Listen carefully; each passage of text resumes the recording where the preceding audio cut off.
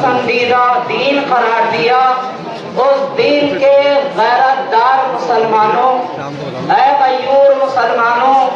اے غیور ماں، اے عشق رسول میں ڈوبے ہوئے عاشق حسین جو بھی یہاں پر امام حسین کے نام پر جمع ہوئے ہیں، عزیزان گرامی قدر، اس آیت کریمہ کو جس کو میں نے سرنامہ کلام قرار دیا،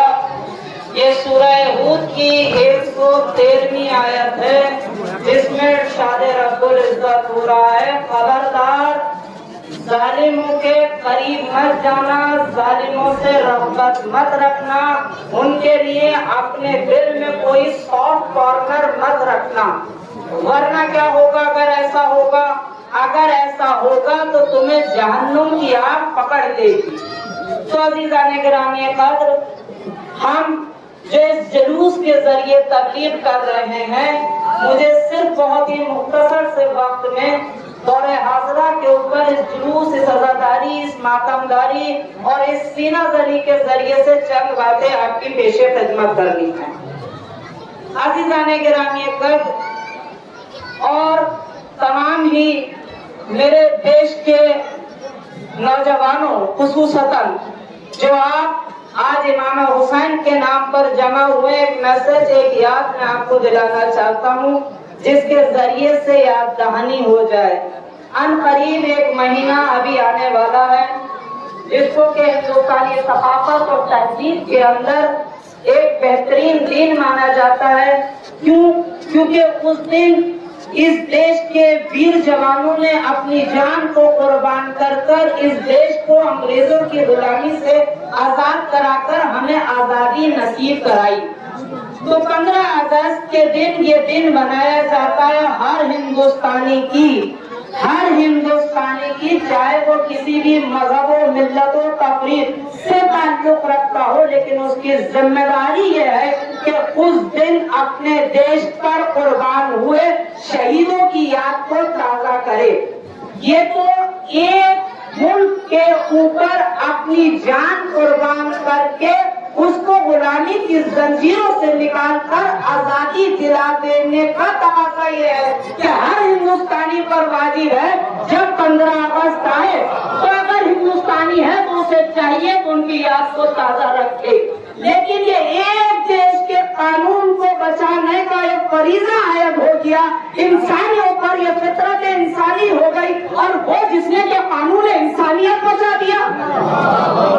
وہ کہ جس نے رسول اللہ کا دین بچا دیا، وہ کہ جس نے رسول اللہ نے جو دین لے کر آئے اس دین کو قربان کر دیا،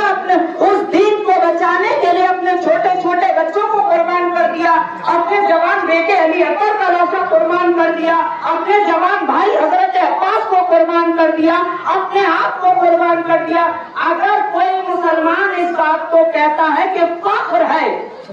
امام حسین کی قربانی، فخر ہے، ہم مانتے ہیں فخر ہے امام حسین کی قربانی، حضرت عباس کی قربانی فخر ہے، حضرت علی اکبر کی شہادت فخر ہے، لیکن عزیزان گرامی بتائیے کیا بہنوں کا کھلے سر بازار میں آنا یہ مظلومیت نہیں ہے؟ تو کیا اس مظلومیت کا تقاضا یہ ہے کہ ملت مسلمان عشق رسول کا دعویٰ کرنے کے بعد امام حسین کے غم میں یہاں پر شریک ہو اور اس کو اس طریقے سے منایا جائے؟ میں نے کل بھی عرض کیا تھا اور اب بھی عرض کر دیتا ہوں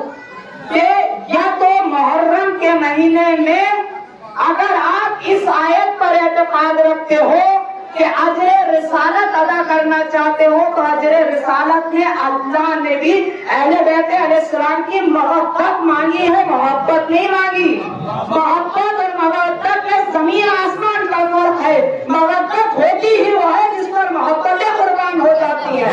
محبت ہوتی ہی وہ ہے جس میں فطرت انسانی قربان ہو جائے۔ اب مجھے بتائیے کہ فطرت انسان کا تقاضا نہیں ہے کہ اجر رسالت ادا کرے، مسلمانوں کا تقاضا نہیں ہے تو حسین کے نانا کے دین کو مانے اور اس دین کو ماننے کے بعد محبت کا تقاضا نہ کرے؟ محبت کا تقاضا یہ ہے کہ ان کی خوشی میں خوش ہو جاؤ، ان کے غم میں غم ہو جاؤ۔ مجھے بتائیے آج کے دور میں اس سے بڑا غم کون ہوگا کہ جس دن نبی کے لال، نبی کا نواسا کربلا کے میدان میں 3 روز کا بھوکا پیاسا اپنا سب قربان کر رہا ہے، اپنے بچوں کو قربان کر رہا ہے، اس کو یہ منانے کا محرم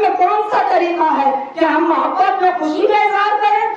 हम मुबारकबाद का इजहार करें, हम इस तरीके से आजादारी बनाएं जो कि हमारा इस आयत के तकाजे के बिल्कुल बरखिलाफ उसूल है कि मवद्दत का तकाजा ही है कि खुशी में खुश हो जाओ और गम में गम मनाओ। तो मैं एक जुमला कहना चाहता हूँ, अगर ये काम